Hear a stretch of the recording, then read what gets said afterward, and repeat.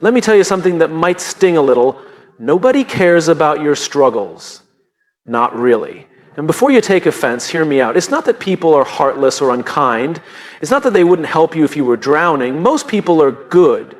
Most people would offer a hand if they saw you in pain. But in the grand scheme of life and the busy, overstimulated, constantly moving world we live in, most people are just trying to get through their own day. They're trying to survive their own private battles. They are not ignoring you out of cruelty. They're just overwhelmed, like you are, like I am, like everyone is.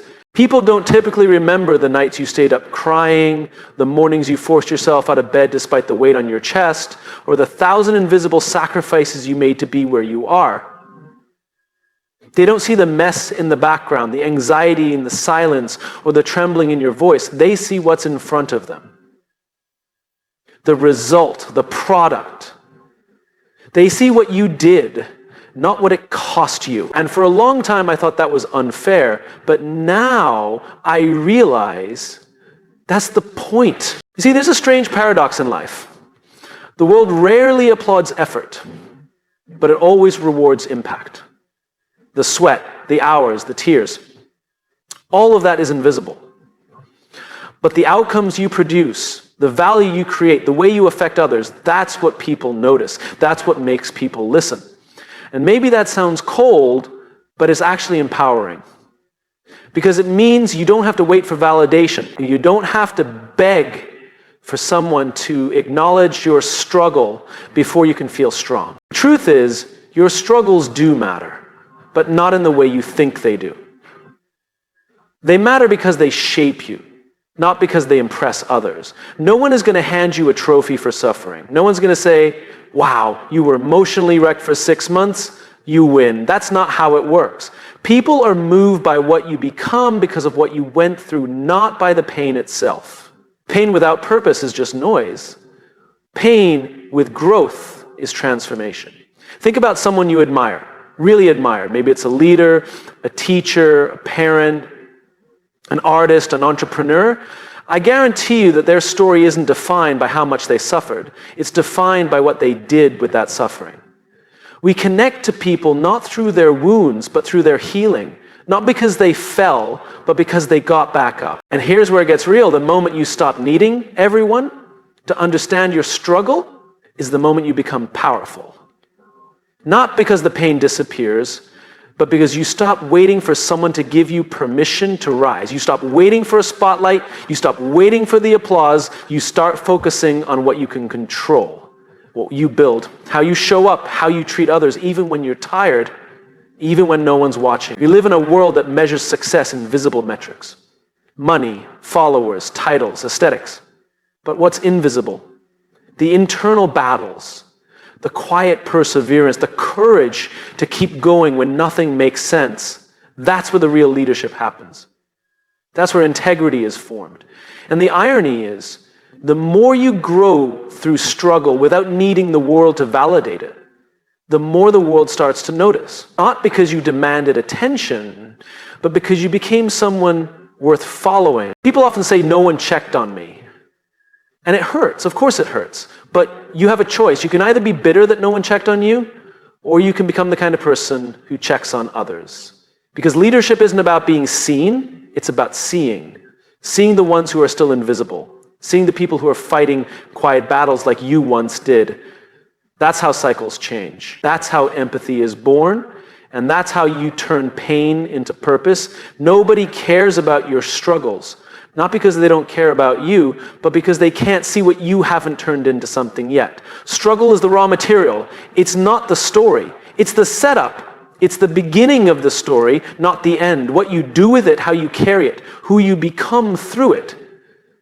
That's what makes the difference. So no, the world may not care that you cried yourself to sleep last night. It may not care that you're fighting demons no one else can see. But here's the good news. You don't need the world to care. You just need to remember why you care, why it matters, why you keep showing up even when it's hard. That's what gives your story weight. That's what gives your life direction. That's what inspires others, not through sympathy, but through strength. You are not defined by how broken you've been. You are defined by how you rebuild quietly, patiently, purposefully.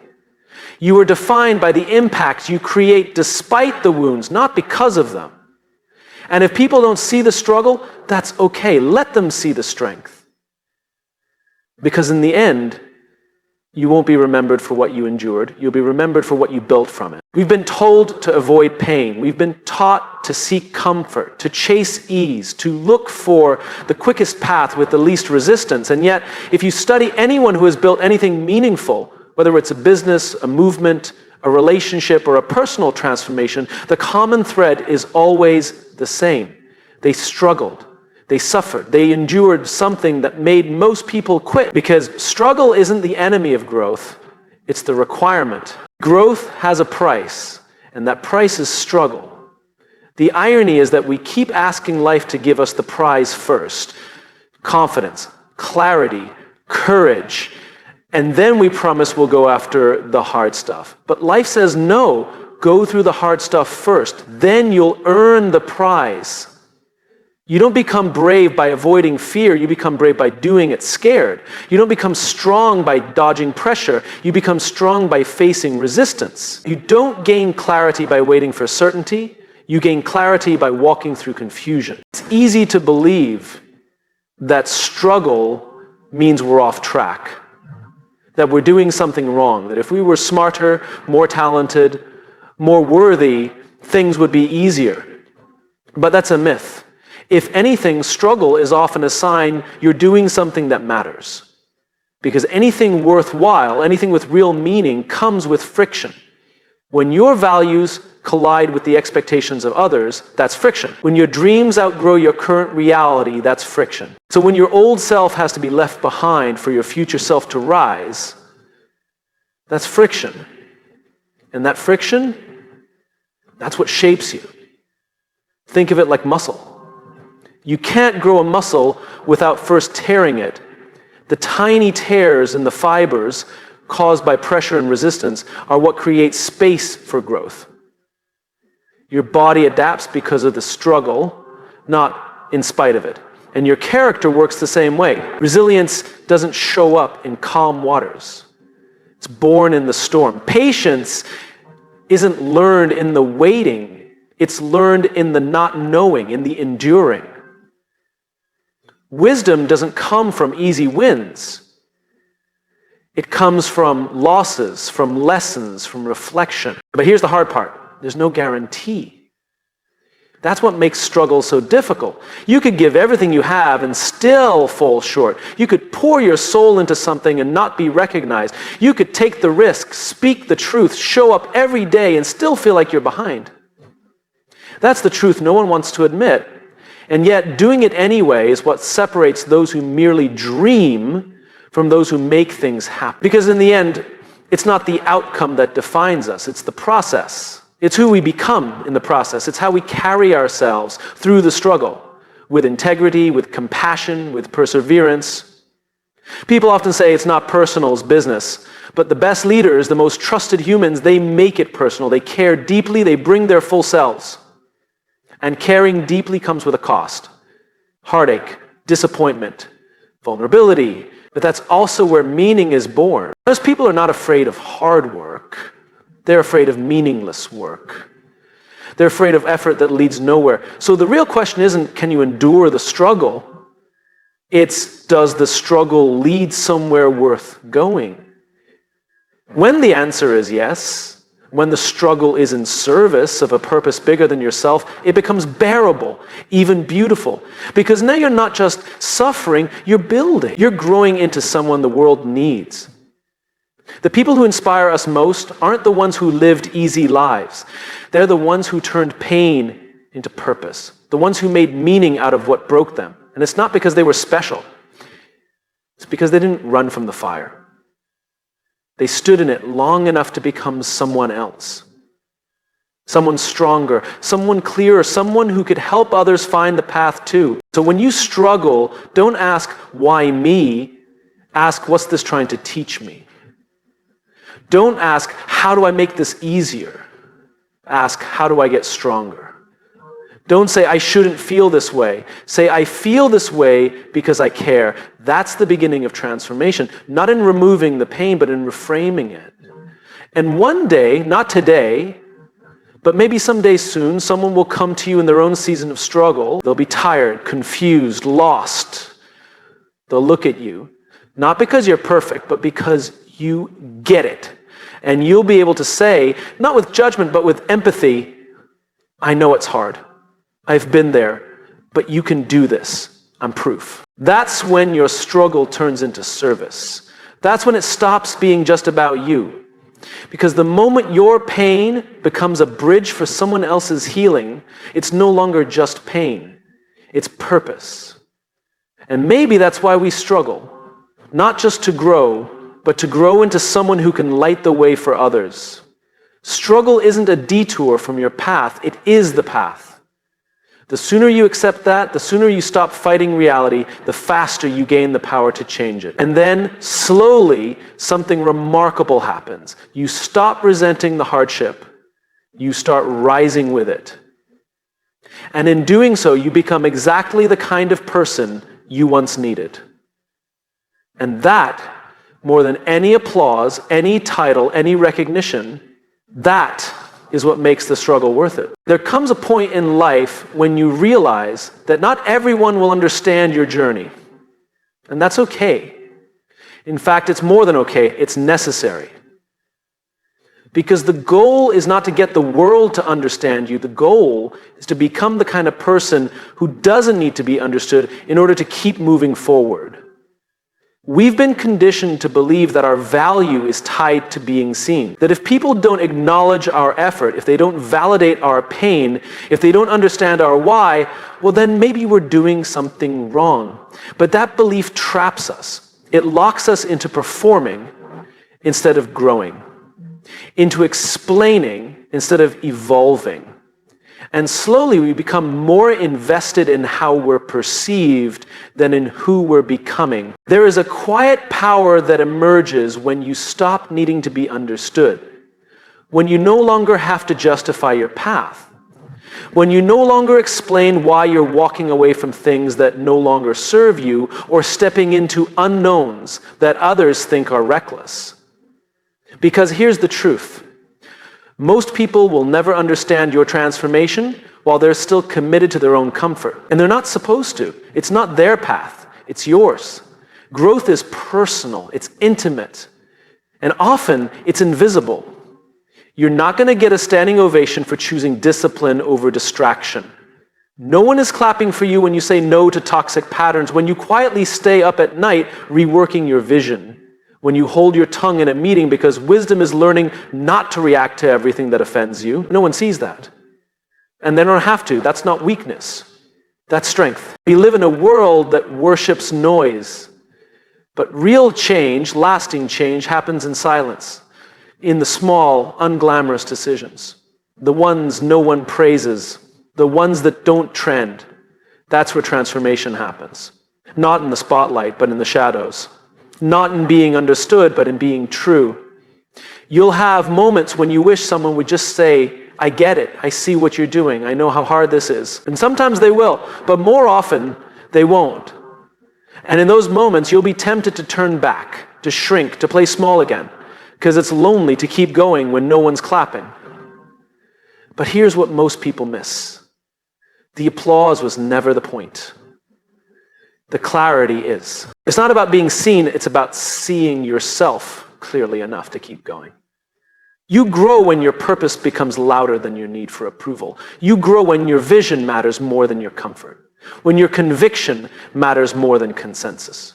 Because if you need everyone to get it, you'll wait forever. People see the world through their own lens. They project their limitations onto your potential. Not because they're malicious, because they're human.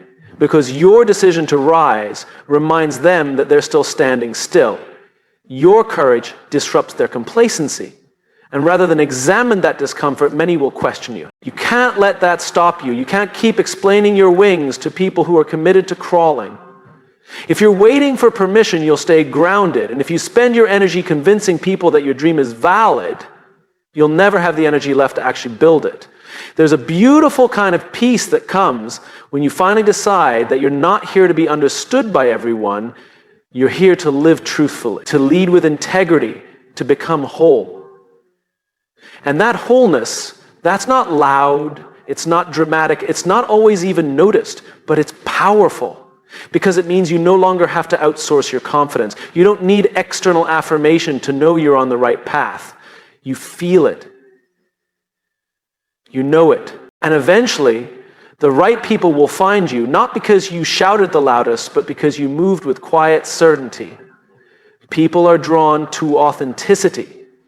But authenticity requires the risk of being misunderstood. It means showing up without pretending, without performing, without over-explaining.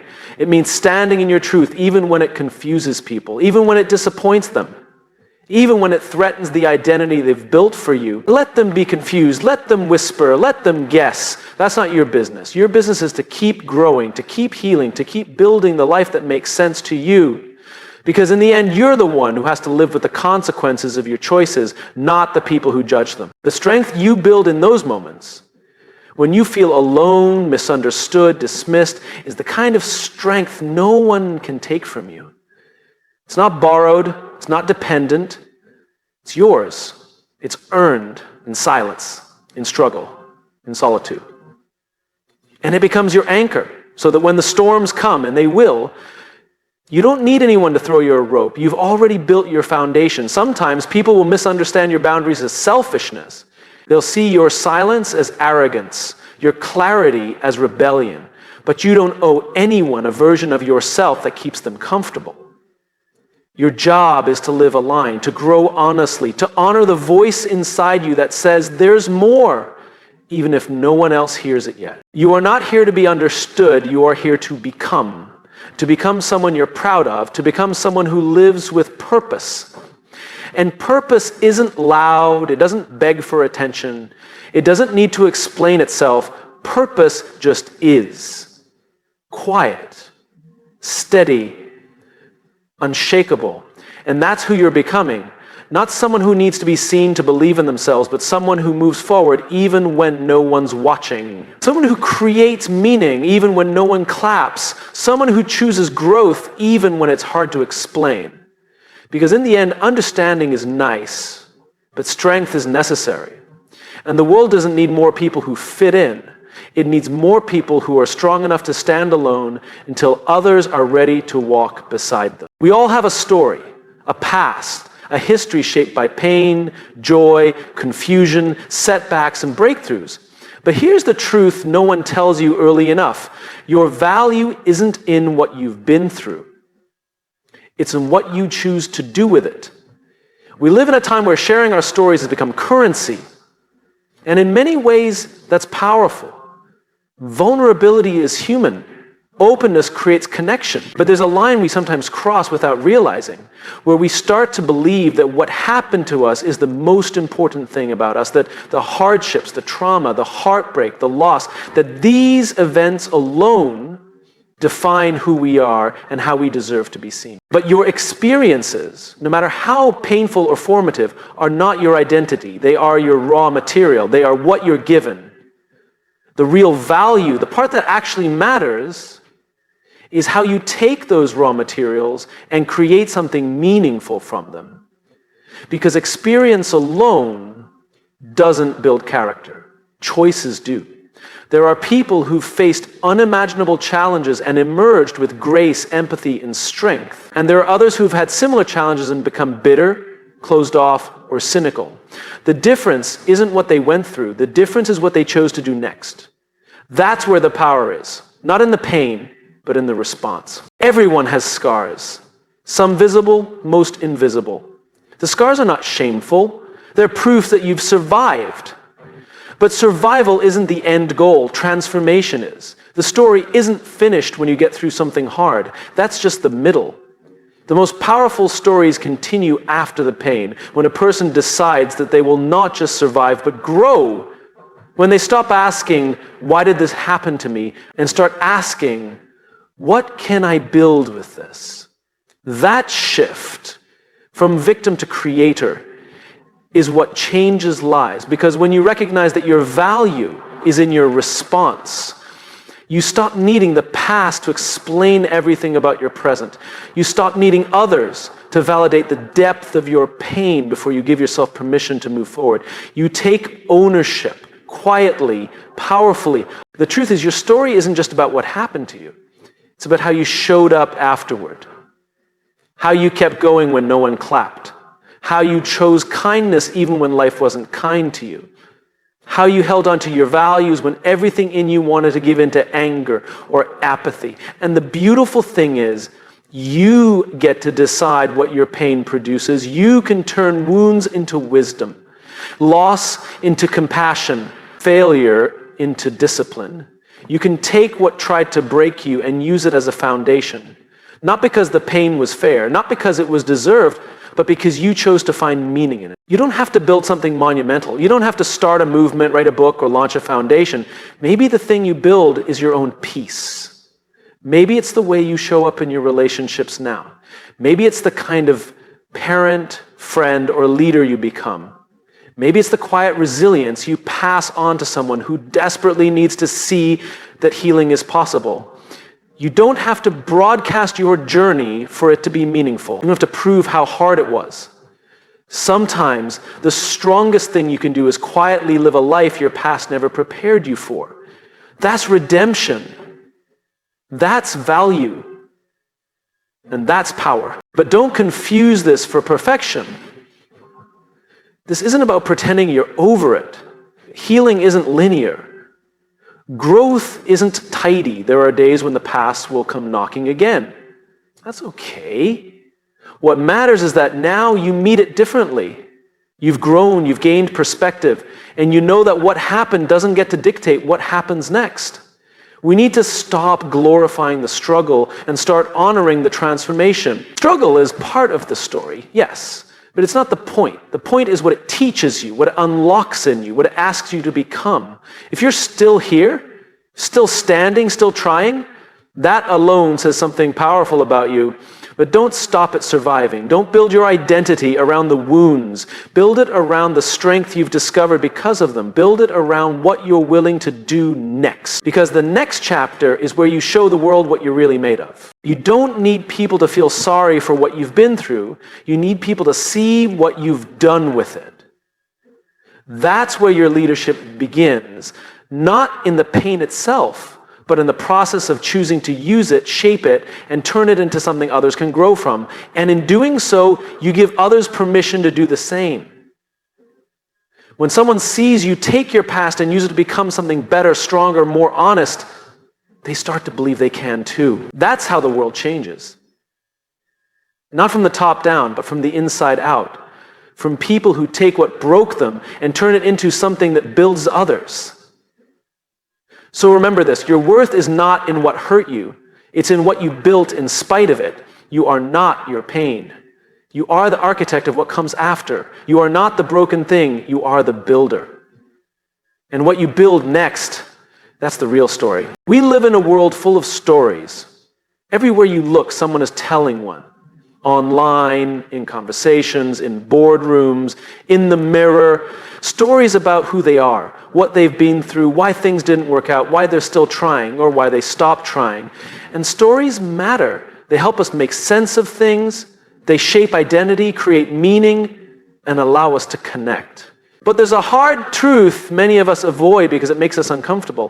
While stories connect, results move things forward. Stories are how we explain.